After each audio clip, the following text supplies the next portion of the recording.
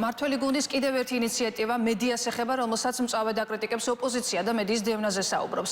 პარლამენტის თავმჯდომარე კი აცხადებს, რომ მართველი გუნდის ინიციატივა ბრიტანული კანონმდებლობის გაზიარებას გულისხმობს, რომლითაც ქვეყანაში ფეიქ ნიუსის გავრცელებას უნდა ებრძოლონ და ამით სიტყვის თავისუფლება არ შეიზღუდება.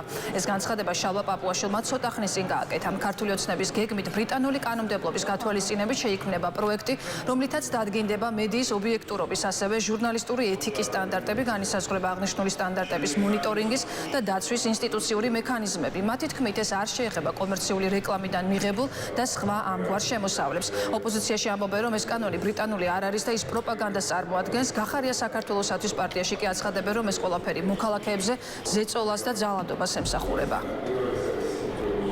ეს მედიის შემზღუდავ და მედიის სივრცის გამნადგურებელ კანონმდებლობას ეძახიან ბრიტანულ კანონს, რაც ასევე ტყუილია და მხოლოდ პროპაგანდას წარმოადგენს. ივანიშვილის მიზანია ისევე როგორც წინა ხელისუფლების პირობებში დაიხუროს, გაქრეს და შეიზღუდოს დამოუკიდებელი ტელევიზიები. თავის დროზე როგორც იზღუდებოდა კრიტიკული და ოპოზიციურად განწყობილი ტელევიზიები. ეს არის განმეორება სულთანმხუთავი ხელისუფლების და ყველა ხელისუფლება თავის დროზე ასე იქცევა, როცა ისინი ძალიან ახლოს არიან ხელისუფლების დაკარგვასთან. ჩემი აზრით ძალიან მნიშვნელოვანია, რომ ოცნების არალეგიტიმურმა მთავრობამ და ივანიშვილმა დაიწყონ ცვლილებები საკუთარ სახელისუფლებო არხებზე და არანაირი მნიშვნელობა არ აქვს, რა საკანონმდებლო ინიციატივებს შემოიტანს რეჟიმი ჩვენს ქვეყანაში, რადგან ეს ყველაფერი ემსახურება ქვეყნის კონსტიტუციური ჩარჩოებიდან გასვლას და ეს ყველაფერი ემსახურება ჩვენი ქვეყნის მოქალაქეებზე ზეწოლას და ასევე ძალადობას. ამერიკის შეერთებული შტატების ბიუჯეტიდან სხვადასხვა ორგანიზაციების მეშვეობით თანხები იხარჯებოდა ორგანიზაციებში, მედია საშუალებებში იმისთვის, რომ გაეტარებინათ საკუთარი ნარატივი, საკუთარი გავლენა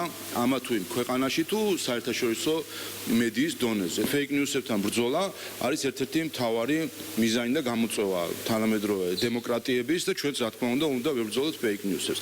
ამიტომ აქაც ჩვენ არაფერს ახალს არ მოიგონებთ საერთოდ ბრიტანული სტანდარტი, რომელიც მიღებული არის მათ შორის მედიასთან დაკავშირებით, ავიღებთ ბრიტანულ სტანდარტს, გადმოვიტანთ პირდაპირ ბრიტანულ სტანდარტს. რამე კითხვები არის ამ სტანდარტთან, მიმართეთ დიდ ბრიტანეთს, ან მის საელჩოს საქართველოში და განგიმარტავენ, ან თუ კი რაიმე კრიტიკული მოსაზრება გაქვთ, შეგიძლიათ გააკრიტიკოთ ბრიტანეთი და მის საელჩო. დეზინფორმაცია არ არის დაცული სიტყვის თავისუფლებით, ასე რომ არანაირი კავშირი ფეიქ ნიუსებთან ბრძოლას სიტყვის თავისუფლებასთან ამ მხრივ არ აქვს. შეუძლებელია რომ დიდ ბრიტანეთში რაიმე არ იყოს სიტყვისა და გამოხატვის საწინააღმდეგო, ხოლო საქართველოში იყოს. ჩვენ გვაქვს კარგი პრაქტიკა, ვიცით რა არის კარგი პრაქტიკა ამერიკის შეერთებული შტატების შემთხვევაში, დიდი ბრიტანეთის შემთხვევაში მედიებთან დაკავშირებით და როგორც არის რეგულაცია დიდ ბრიტანეთში და მე მგონი არავის არ შეუძლია თქვას, რომ BBC-ს შიდა საქმეებში სარედაქციო პოლიტიკაში ვინმე ერევაო, მაგრამ არის კონკრეტული რეგულირებები და ამ რეგულირებებს ყველა იცავს დიდ ბრიტანეთში, ისევე იქნება სავალდებულო ჩვენს ქვეყანაში, რომ მაუწყებლებმა დაიცვან კარგი პრაქტიკა ბრიტანეთის კანონმდებლობის შესაბამისად.